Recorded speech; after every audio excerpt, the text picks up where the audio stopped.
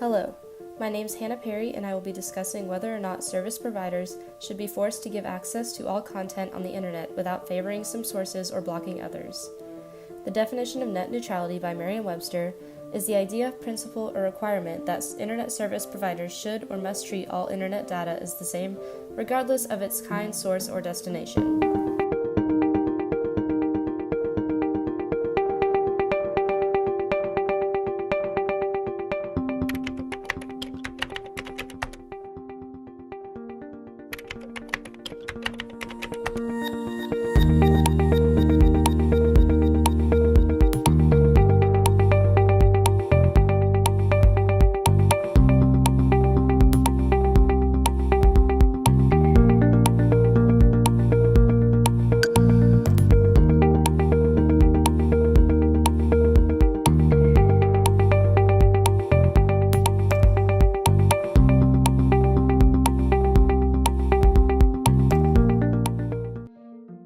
Net neutrality has been a major topic in the recent media due to its prevalence to the internet world. Beginning with the Communications Act of 1934, the Federal Communications Commission, or the FCC, was given expanded powers to regulate emerging technologies of the day such as broadcast TV and telephony. This was first an issue with the telephone and Alexander Graham Bell, and quickly turned into a problem for the evolving technologies of television and computers. Once the World Wide Web was invented by Tim Berners-Lee in 1990, a whole new problem appeared.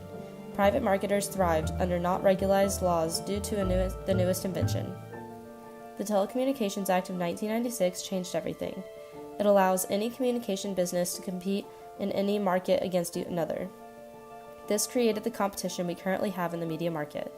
In 2002, the FCC decided to treat cable internet access and DSL internet access differently. This created an issue of knowing how to regulate internet access and how to charge for it. Along with this, we have competition within the internet and whether it should be free or not, also known as net neutrality, a term coined in 2003 by Tim Wu. In late 2010, during Obama's presidency, the FCC decided to issue the Open Internet Rules, one step closer to net neutrality.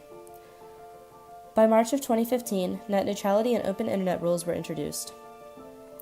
3 years later, laws were retracted and net neutrality has been destroyed. The Federal Communications Commission passed the laws that shut down net neutrality in February 2018.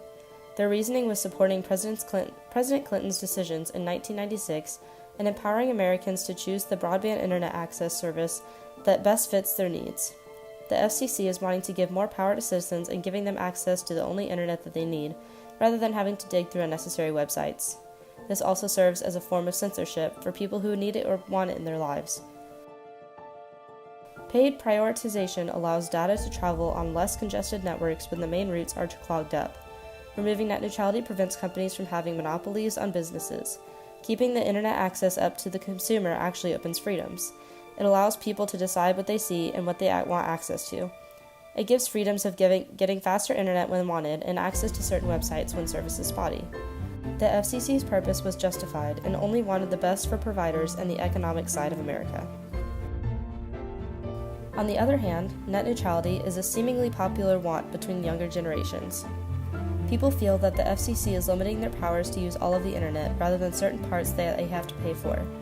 Teachers and parents worry that their children and students will not be able to fully find themselves because their search engine is restricted.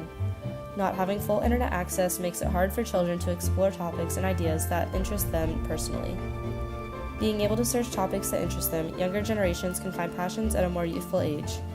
Having net neutrality allows an ordinary citizen to search the unlimited amounts of the internet. Research, boredom, and explorations are unlimited to the world with net neutrality. I believe that net neutrality should be enforced. Without equal access to the internet, people's creative process is hindered and therefore are not able to use the internet to its full potential. As a student, especially in the media industry, the ability to have the full internet at the click of a button is one of the most useful tools. In conclusion, the repeal of net neutrality started protests across the United States. States are voting to have their own laws for internet access, and the war against the FCC has just begun. Living right in the digital age, seeing society transform daily, and understanding what is going on in the world is just a part of what net neutrality can do for the average person.